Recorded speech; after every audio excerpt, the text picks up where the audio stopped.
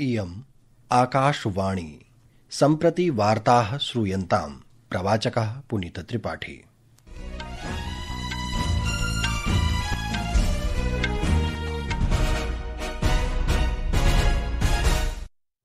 आदौ मुख्यवार्ताः।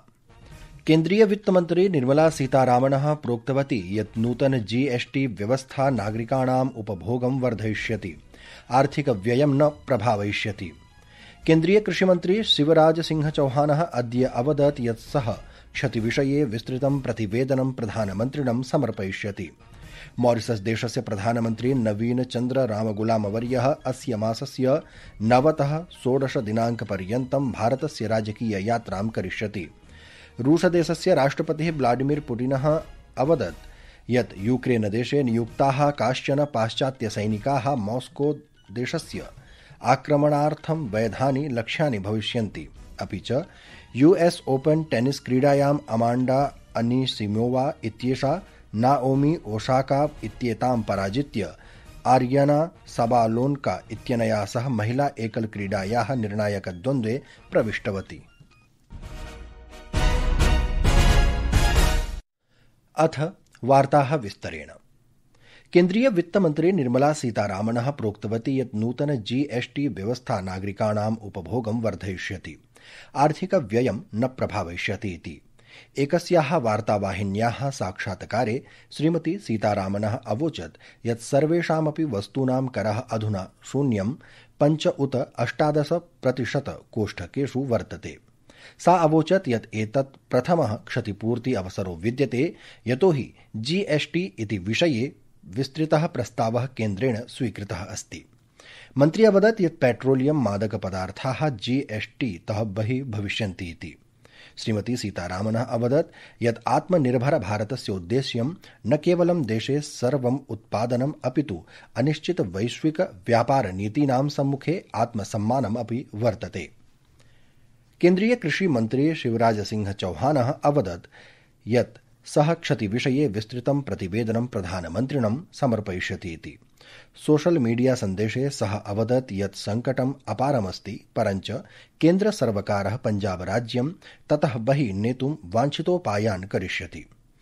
जलप्लावित पञ्जाब प्रदेशस्य एकदिवसीय यात्रायां गतदिने श्रीचौहानः जलप्लावित क्षेत्राणां पुनर्निर्माणे अल्पकालिक मध्यम दीर्घकालीन योजनानां च विषये अवधानं प्रदत्तवान्।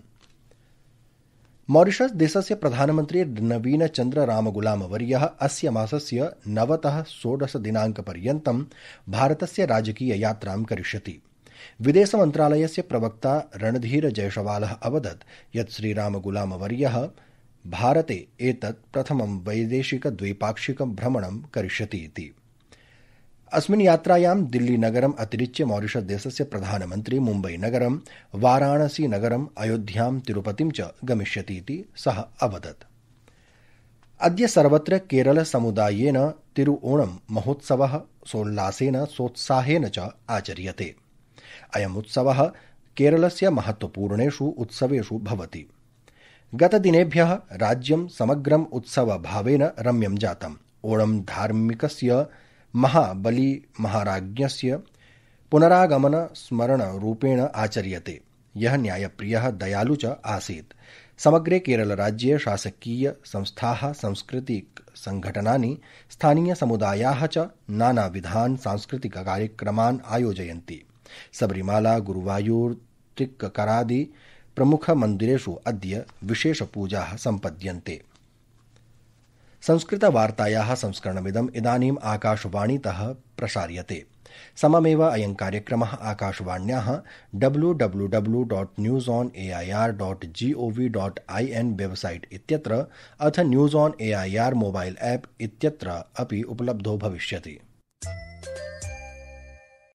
राष्ट्रपति द्रौपदी मुर्मू वर्या प्रोक्तवती यत् महिला नेतृत्वस्य विकासं प्रोत्साहनाय सर्वाधिकः उत्तमः उपायः अस्ति यत् बालिकानां कृते सर्वोत्तम शिक्षणप्रदानम्।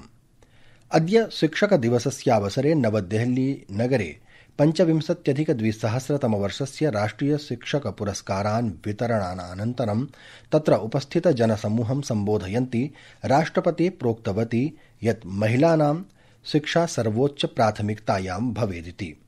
कन्यानां शिक्षायां निवेशः परिवाराणां, समाजस्य, राष्ट्रस्य च विकासाय अमूल्यं योगदानम् अस्तीति सा अवोचत्।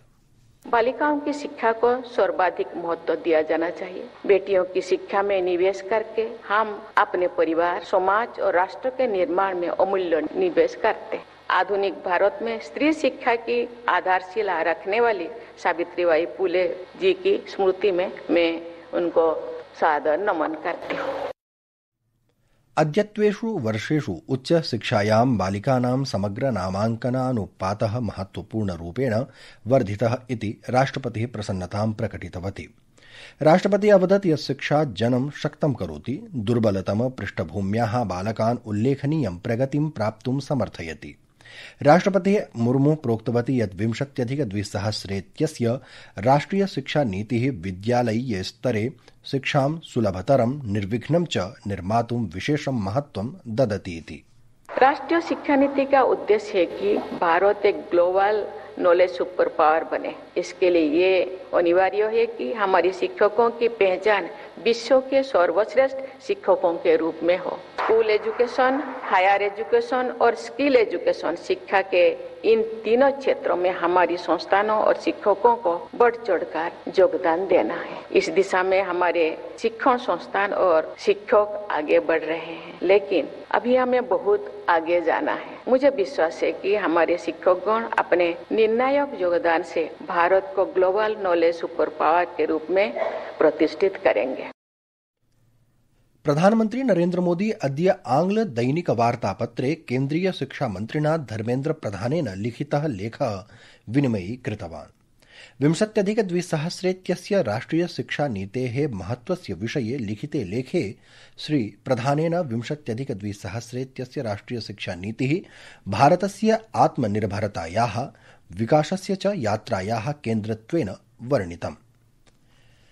भाजपेति दलस्य वरिष्ठः नेता अथ च केन्द्रीय वाणिज्योद्योग मन्त्री पीयूष गोयलः सद्यः एव कृतान् नेक्स्ट जनरेशन जीएसटी परिष्कारान् ऐतिहासिकं, व्यापकं चेति अवोचत्। अद्य अपराह्ने नवदिल्ल्यां दल मुख्यालये वार्ताहरान् सम्बोधयन् श्री गोयलः अवदत् यत् देशस्य उपभोक्तृभ्यः महती सुलभता प्रदत्ता अस्ति। विदेशमन्त्री डॉक्टर एस जयशंकरः अद्य सायंकाले नवदिल्ल्यां भूटानदेशस्य प्रधानमन्त्री दाशो शेरिंग तोब्गे वर्येण सह मेलनं करिष्यति।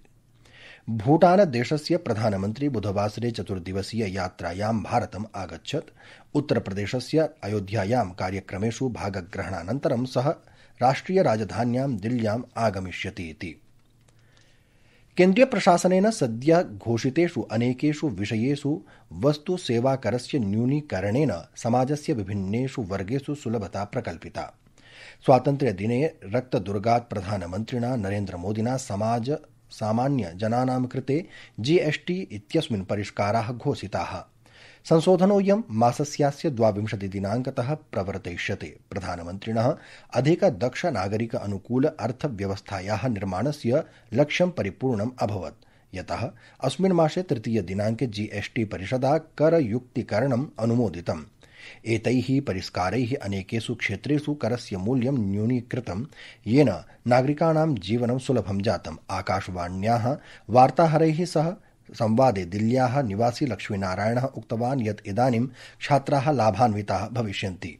अभी जो जीएसटी के जो रेट कम किए हैं सरकार ने, हिसाब से मैं ये शिक्षा के क्षेत्र में बहुत अच्छा सराहनीय कदम है। इसमें कम से कम बच्चों की जो पढ़ाई पे इतना खर्चा होता है कि हिसाब से अब देखा जाए तो साथ में जैसे स्टेशनरी है तो उनको वो थोड़ा सस्ता पड़ेगा और उस हिसाब से कदम बहुत ही सराहनीय है।